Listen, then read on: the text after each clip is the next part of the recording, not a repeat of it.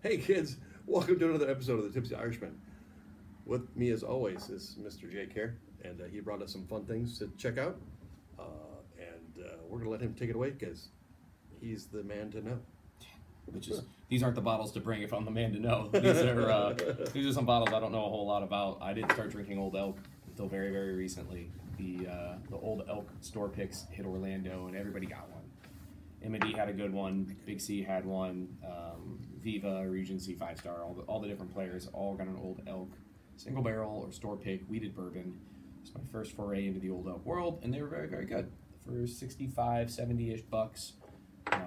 Store pick was very good. These bottles have sat on the shelf at my local shop for a while because of the price disparity. Those bottles, like I said, 65, 70 bucks.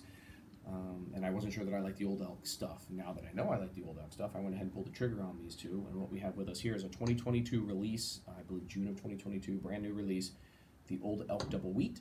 And then we have the 2021 Old Elk Infinity Blend. Now, it's probably not fair to do these bottles side by side. There's not a whole lot of similarities other than they are limited Old Elk releases. Beyond that, they are completely different. So we can start with price. The Double Wheat comes in around 99 bucks MSRP. The Infinity Blend, I believe, is 140 to 150. That's 2022 pricing. Come 2023, as we well know, that could be drastically different. Just be aware, kids. It's happening. It's coming. Yeah, it's coming. Gonna hurt. Yeah, we all know it's coming. Between 4 and 7, I heard. Oh, really? That's less than I was hearing. I was hearing it was around on everything. 18 to 20 is what I was hearing. That's, on everything? Yeah, that's much better. Ooh. I'll take 4 to 7. So the Double Wheat is a blend of weeded bourbon and weeded whiskey. The mash bill on this combined has a 71.5% wheat content. That is crazy high wheat. That is a very, very high wheat distillate.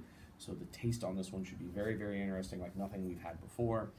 The Infinity Blend, yeah, right, like we've had before.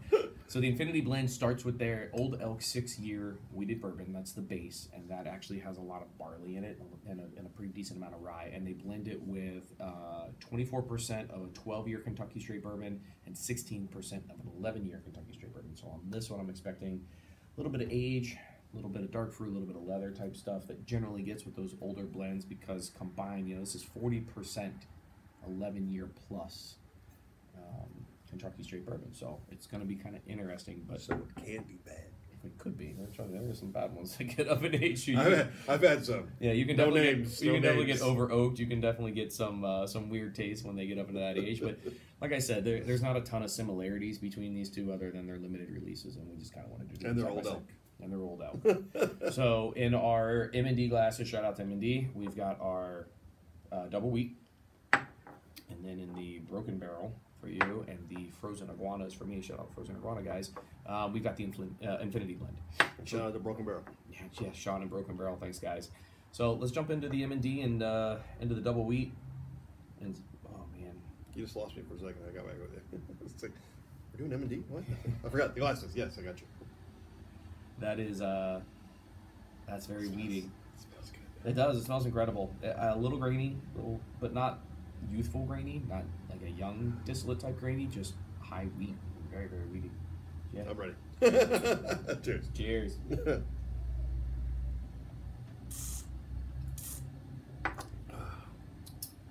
So I'm guessing that's like 107. Oh, weird. You got it right on the nose. Full disclosure, I looked already. I just thought it'd be funny to say. Yeah, it does drink at 107, and it doesn't really drink at the proof. We've had these open now for about 10-15 minutes, kind of letting them air out, get a little air on it. It is 60-ish degrees out here in Florida tonight, so they're a little cool.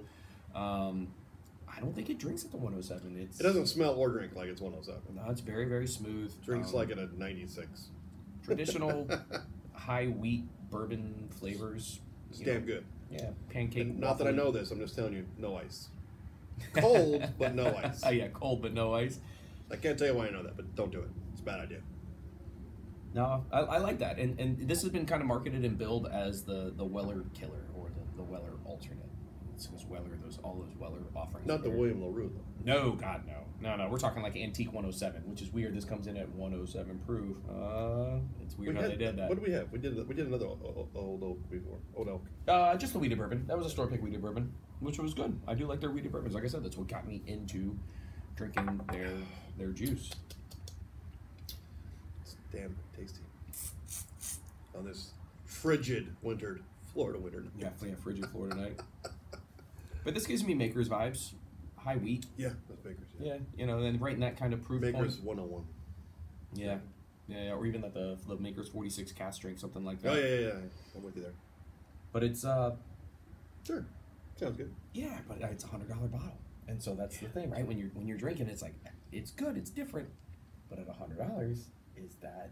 I drink a $100 bottle with you. I don't know if I drink it. Yeah, drink it on yourself. I don't know if I drink it with everybody. But, you know, if I'm fitting the bill, it's probably just a couple people going to hang out with me on that one. Yeah, I don't know. I don't know that it gets up to that $100 mark, man. That $100 mark there's a lot of really good stuff up in that $100 range. It is very, very good. It's not a knock against the juice in this bottle. It's just, man, at that price point, you're really... I have some great things at my store that's not worth the money. Yeah, up in that $100 range. When it comes back, you know, when you get it to a realistic price point, I think it is. Well, and so I know for the I know the secondary on these is very weird. I think, like I said, MSRP on the Infinity Blend's like $140, $150. Secondary on this is around $200. The markup's not crazy high because it is available. It was a nationwide distribution. It wasn't limited release local to Colorado. It wasn't limited release to the East Coast. It did go nationwide, and so that will impact that secondary price, right? Because it's available. It's around. I know for a fact this is sitting on the shelf in at least 2 stores here in Orlando. The 2022 version of this is sitting around. So good luck. Yeah, they're out there. They're out there if you want to find them. And go. Right. So the Infinity Blend. No, we're doing that, right? Yeah, I want to move on to the Infinity Blend. This one's really interesting to me because, like I said, 40% of this is 11-year plus Kentucky Straight. Yeah, and so that's where you get that. I'm getting more this time. Dark fruit, man. That's just pure dark fruit. It's better. It's better. Yeah. We have some technical difficulties. That's why we're making comments you don't understand. It's good. Yeah, you can smell the age on that. But I don't smell the ethanol. I'm not getting, you know, what Again, I'm not getting a 114. 114.9. Almost 115. Yeah. I'm not getting that at all. There's no ethanol burn, no stringent smell. It's just very kind of dark. And speaking of dark, it's very loving and right, when you hold that color up and compare it against the wheat, I mean, it's definitely darker. It's definitely got some age on it. You can tell it's been in the barrel a little longer. That's the one thing I look at now. You taught me that. You want to look? I go, well, that looks good. That's kind of light, though, man. That might taste good. That's kind of light, man. You want to look at the legs, right? You want to see how it sticks to the glass. You want to look at the color and kind of get an idea of the age, and you can smell it as well. You should be able to start to smell those older bourbons. You should get some of those leathery, oaky, dark fruit type notes. Smoke. Yeah, a little bit of smoke, depending on the char, depending on what barrel char they got in it. And they use the charcoal. You can you can definitely those on the Tennessee whiskeys, yeah, for sure. Cheers. So yeah, see you on the other side. That is good all day. It gets a drive-by heat, doesn't linger, and it's very good. Very, very, very good. Very, very good. And it's got a great finish. And I'm telling you right now, don't put any ice on this. That's got a really good mouthfeel. Do what you do, but don't do it. Yeah, well, drink your whiskey the way you like. Yeah, but don't mix it if you want. Make an old fashioned out of it if you want to. Just kidding. You know, I hate old fashions. That's why I said it. I got my wife into whiskey with me by making old fashions, Kentucky maids, hot toddies, you know, things that kind of cut the edge on the whiskey. And now she's to the point where she will drink some of the sweeter ones, the double oaked, the Woodford double oaked, the Old Forester 1910, some of the Maker's Pick. She'll drink those neat. We should get her on a show and see if she can pick some stuff out. Yeah, she'd love to sit on the show. Would she? No, hell no. No. No, she doesn't want anything to do with the whiskey nerd side of it. She just looks at me and says, "Pour me something you know I'll like." And I goes, "Here you go. Here's something sweet." I always say, if you don't like it, have a couple more. Yeah, right. Yeah, try it 3 or 4 more times. You'll be surprised. Yeah. As you get inebriated, it starts tasting better sometimes. Just saying. So this blend is 60% of the 6-year-old elk. That standard Old Elk offering is a relatively high barley blend, and you can kind of smell that little kind of malty note on the back end of it. It's good. It's delicious. It's nowhere near as bad as like a pure 4 grain. Although I'm getting some heat up coming back up. Oh, I bet you are. It might be from that too, though. Well, that's what you get for going to habaneros first. Yeah, don't eat Mexican food and then taste whiskey. I didn't want to go. Somebody else wanted to go. I love habaneros. You can't go wrong with habaneros. Let me clear the palate off a little. The price is great, though. Just saying, if you guys know where habaneros is, the price is great. God, it's good. Yeah, that Infinity Blend is really, really good. Now, back to the original conversation. 99 MSRP, 150 MSRP. At 150, this bottle goes up against some crazy heavy hitters. I mean, that's really the mid to upper echelon of standard offerings of bourbons. how does it stack? And that may be a good video for us to kind of pull some of those higher MSRP whiskeys and line them up and say, how do they stack up against each other? Because like with the Russell's Reserve Rickhouse at $275, we both said it wasn't worth the money. It was good. It's very good. Yes, very good, but not worth the money. $275 for an over the counter. That's MSRP. That's over the counter. That's not secondary. That's crazy. $149. Yeah, I mean, I could see, and again, plus tax. It depends on your palate as well, right? So you and I both know we love E.H. Taylor. I would overspend for E.H. Taylor. I would, and have, right? I will go pick up a small batch for $90. It's double MSRP because I know I like it. They're very, very good. Yeah. But something like this, I call that a daily drinker. Yeah, right. But at $150, you're up against some really, really big dogs in the bourbon world, and again, I don't think it falls short, but I don't think it exceeds either. What do you think it should be? What would be a good price? I think for the age that's in it, I mean, like I said, 40% of this is at least 11-year age, and again, the rule of thumb is about $10 per year. No, I'd say 120 to 140 because again, so it's just a little inflated. Yeah, I'd say it's slightly inflated. The master distiller is going to pull these barrels. They got to go through trials and tribulation to figure out the blend that they like. This is the product they want to put out. They are showcasing, 60% of this is just their old elk offering. So they want to showcase that for sure. So they put in the time and the effort that goes into that as well. So roughly $10-ish per year, depending on what the blend is in here. I could see this being 120 to 130. It's an annual release. It's a one-off type deal. So again, that kind of drives the price slightly. But at the end of the day, what does the juice in the bottle taste like? And this time tastes great. It tastes great. No, it's very, very good. Again, for clarity, 2021 Old Elk Infinity Blend. This is not the 2022 version. I haven't tried that one yet. I'm gonna mix one together.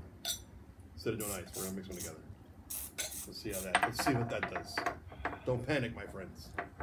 Don't have a heart attack. It's gonna be okay, I promise. But it's got some of those classic older bourbon notes. That's interesting. You get some of that oak. You get some of that leather.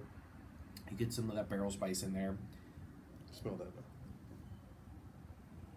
Oh yeah, with all that wheat. Yeah, they're banging together. Yeah, that wheat just is gonna make it so sweet. I'm gonna go back the other way. Kind of work my way back into the wheated. That's interesting, and also, believe it or not, the heat from both of them has mellowed each other out. I got no heat on that one. That's funny. Yeah, I get no crazy build-up heat on these. The wheated, interestingly enough, the wheat is very, very sweet up front. It's a typical high wheat mash bill type drink, but the heat that builds on the back end of this is kind of what sets it apart for me. That's my biggest knock against the Wellers.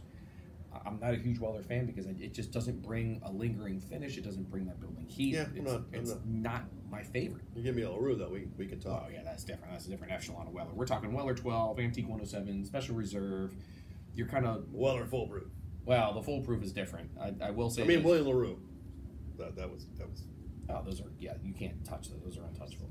Those are incredible blends. For that octane and that mellowness was just off the chart. Yeah, no, those are... Got depressed because I can't get any. That's why those are unicorn bottles, right? That's why when people get them, they hoard them because those are unicorn bottles. I've seen those sell over the counters for $800-900. I've watched people pay the money for it because...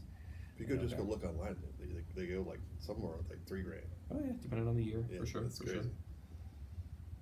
But as a substitute, if you're looking for something with some age on it, if you're looking for something a little different, kind of a conversation starter, again, these guys are out of Fort Collins, Colorado. This isn't your traditional Kentucky bourbon distillery. Got a little heat though. You're in Colorado. You need some heat. We've talked about these a bunch. The toppers are really cool. I love toppers. The toppers are super, super cool. It's almost like a chunk. It's like a chunk. And I'm a weirdo. I love bottles like that. I just love the extra wide. I don't know, something about it. I don't know what. No, for sure. I don't know what it is. It's just. I think the packaging is great. The way that they do their logo and the way that the other thing I'm really appreciative of, and you know who else does this is Bardstown, is they put the blend on the bottle. They tell you exactly what's in it. Right? You have transparency for what it is you're paying for. What is my $150? What is that going towards? It tells you right here on the back of the bottle. Okay. There are so many guys that will just source bourbon, MGP stuff, put a fancy bottle or label on it, and ship it out at a crazy price, and you have no clue what's in it. It's not age stated. It doesn't tell you the blend. It doesn't tell you any of it. It's just, hey, this is our offering, and I hope you like it. I'm not a huge fan. Sand, you already paid for it. With the Old Elk stuff, you get to pick up the bottle, and it'll tell you exactly what's in it. And I think that's a really, really cool thing. I know Bardstown does that with the Discovery series. They do it with the Fusion series. Old Elk does it with all their offerings as well. And I think that's a really, really cool thing. And the label looks cool on the side, too. Just, Oh, for sure. I just like I'm with you. I think it's cool. But now going back to the wheat, I can see where that wheat has a place on the shelf. It's not as dark and rich and old as the Infinity Blend, but it gives you a different perspective on what a whiskey can be. A little Buffalo Trace kosher wheat, maybe, in there. Yeah. No, it's. I mean, again, comparable. Not. I think this might be a little better, although I did love that. But I will tell you this: the one thing I get out of this bottle that I love more than any other weeder I've had, it's got that kick to it. It's definitely got a little bit of spice. It's got a little heat to it, and I think that's really, really cool. I think it has more heat than that does. For sure. Again, it's just seven points lower. That's what I'm saying. And it's got that kick to it, which I think is really, really delicious. And I don't remember that the first time I opened this bottle, but now going back to it. Well, it's nice to revisit, though. I've done that with a lot of stuff. When I first started this show, I was telling him I do a lot of stuff, and then I was like, but now I've gone back to that stuff because now my palate is better. I'm like, oh, I missed this diamond in the rough. I should have really paid more attention to it the first time. I think, honestly, for my money, I would go back and probably pull the trigger on the double wheat again before I would the Infinity Blend. It's very, very good, but again, at that $150 price point, that's really high, man. That's way up there. But as we've seen, whiskey's creeping up there. I mean, what Blanton's is now, what, $65 out the door MSRP? I mean, that's 65 or 68. It's crazy. That's crazy. No, 68. Blanton's used to be $45. I think it's 68 up there. So 67 and change, I think, actually. I don't know. Yeah. Final verdict for me, for my dollar, I'm going to go with the double wheat. I do think the Infinity Blend is very, very good. I think it's very, very tasty. It definitely offers some unique flavor profile. But the double wheat, to me, kind of stands head and shoulders in that weeder marketplace. This is daily. That helps you out there. Yeah, well, if you're drinking a $99 bottle daily, we need to be friends. Shoot me a message. Let me know. I don't mean like daily. I mean like, this is more often you could drink that because you could get it probably easier. Well, this would be a really interesting one to do in like a weeder flight. Right? This would be something to put up against a Weller 12, something to put up against maybe like a Maker's Mark store pick or a wood finishing series FAE02 or the BRT series, something like that where it's a unique release, high wheat type stuff. This, I don't even know what I would put this up against. For a blend to have that kind of age on it, maybe like the Sam Houston's, like the Sam Houston 14 or 15s, which is MGP stuff. Cigar blend? No, see, the cigar blend, though, the cigar blend kind of stands head and shoulders. Again, this is personal palate for me. That's one of my favorites. I love cigar blends. This is really, really good stuff. I've got batch 105 and I think batch 110 at the house, and they are spectacular. You ain't lying.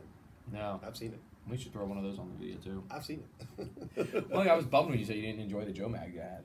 Joe Mag, to me, like the Murray Hill. I really want to take it and throw it in the freezer. I think cold. I would love it then. Could have been when I ate that day. Who knows? Well, again, that goes. I revisit stuff. I don't just say no to everything. I revisit it.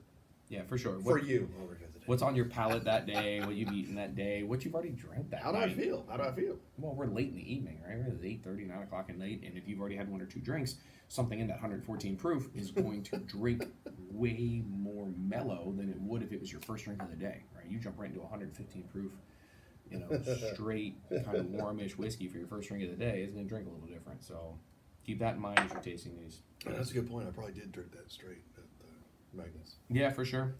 But if you see it out in the wild, the double wheat is really good. They also released a 4-grain version, Old Ale 4-grain. I don't like 4 grains. I've tried a bunch of them. It's just not my thing. I don't like that barley taste. I don't like that kind of malty beer-ish flavor in a 4-grain. I was going to say, have some beer instead. Yeah, it doesn't do it for me. Save some money, have some beer. So I didn't pull the trigger on that one. I pulled the trigger on this one. I'm glad I did. This is one I will probably revisit. If they release this again, I will probably go back and get another one because it was very good.